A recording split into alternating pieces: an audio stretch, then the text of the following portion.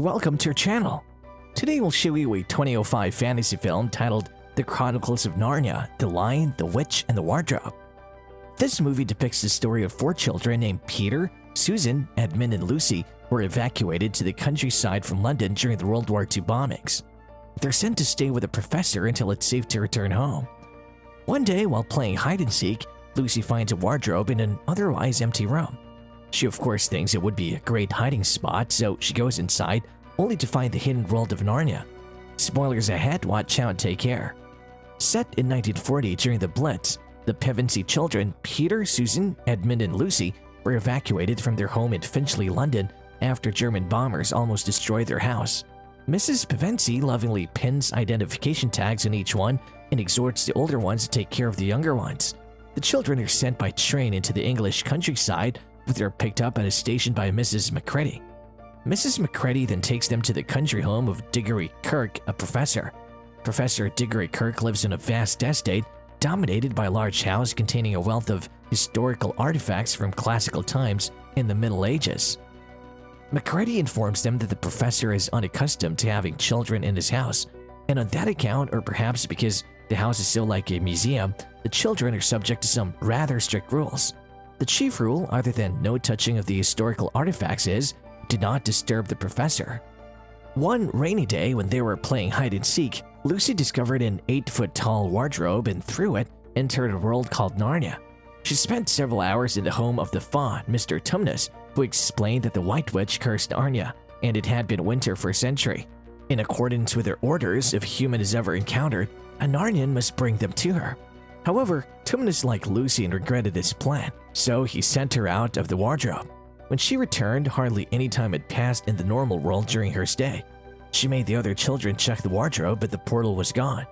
Later, Edmund follows Lucy at night into Narnia and met the White Witch, who offered him Turkish delight as well as the prospect of becoming king. She asked Edmund to bring his siblings to meet her. After she departed, Edmund and Lucy meet and they return to tell the others.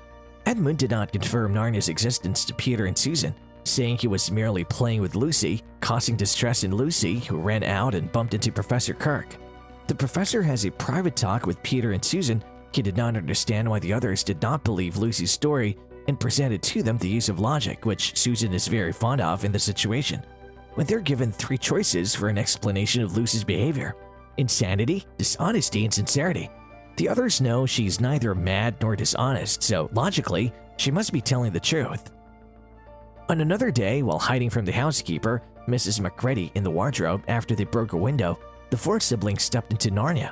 Peter and Susan apologized for their earlier disbelief, and Peter threatened Edmund until he apologized to Lucy.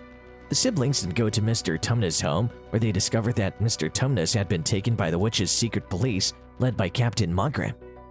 They then meet 2 talking beavers that told them about Aslan.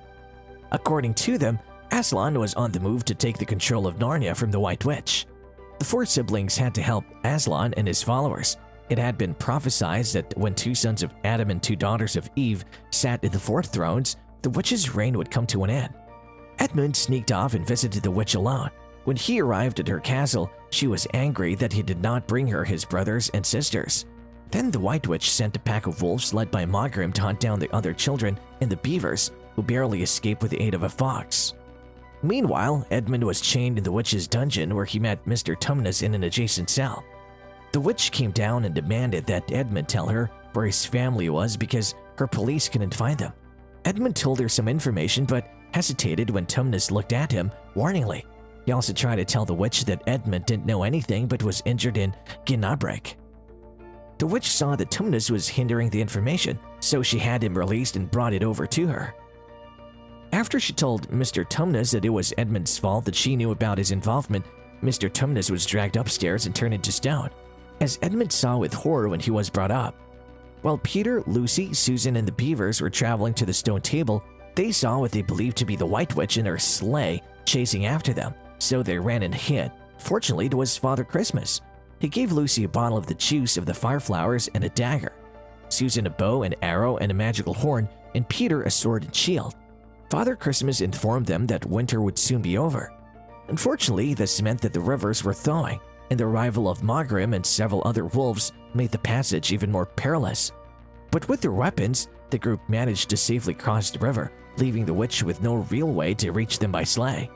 Arriving at Aslan's army encampment, they encountered Aslan, who was revealed as a huge and noble lion. Aslan promised to help Edmund in any way he could. Later on that day, and after changing into Nornian clothes, the children were reluctant to participate in war after fleeing from London.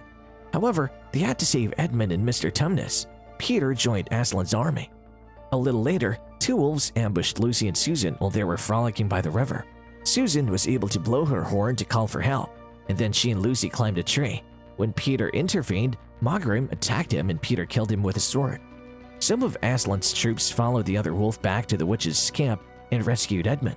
Aslan had a private talk with Edmund.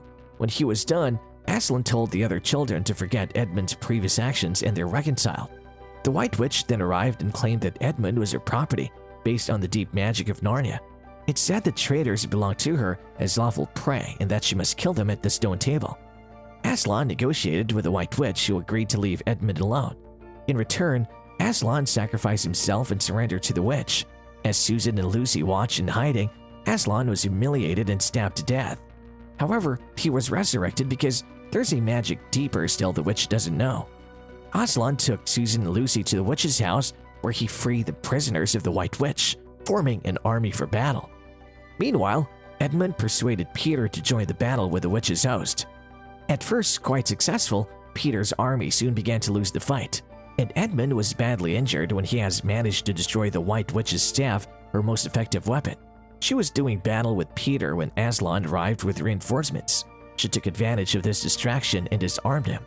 She was about to stab him when Aslan jumped on her, knocking her to the other side of the cliff and killing her.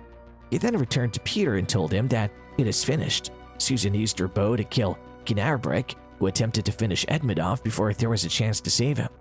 Lucy revived Edmund and many others with a fire flower cordial given to her by Father Christmas, while Aslan freed more victims of the White Witch's stone-turning spell. Years later, the four kings and queens, now grown to adulthood, are in the Western Wood, chasing after the legendary White Stag when they happen upon a most strange device, a lamp growing out of the ground. The four know it is similar, but don't know why, until Lucy remembers a phrase, "Sperum," and leads the other three deeper into the woods. As they continue to run, they find themselves in a confined space, with coats, not trees, to either side. And in the next instant, they pile out of the original wardrobe, having not aged a day or even a second since entering Narnia so many years as they perceive them. Then Professor Kirk comes to ask them what they were all doing in the wardrobe. "You wouldn't believe us if we told you, sir," says Peter, now back to his original age, as are all the others. Kirk tosses him the cricket ball he had bowled and says, "Try me."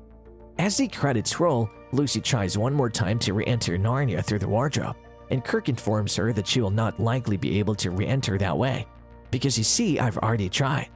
This is the one time that Professor Kirk reveals that he knows far more about Narnia than he ever was willing to tell, and even that the children can expect to return to Narnia someday, but at a time when they least expect and aren't actively looking for it.